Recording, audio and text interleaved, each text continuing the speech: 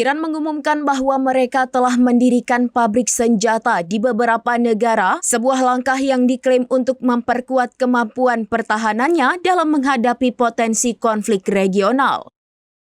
Klaim ini disampaikan oleh Menteri Pertahanan Iran Aziz Nasirzadeh melalui sebuah wawancara televisi pada hari Selasa 26 Agustus.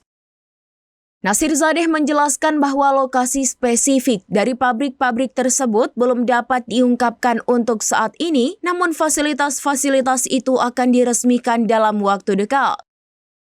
Ia menekankan bahwa pembangunan fasilitas di luar negeri merupakan langkah strategis untuk mengurangi resiko serangan langsung terhadap fasilitas militer di dalam negeri.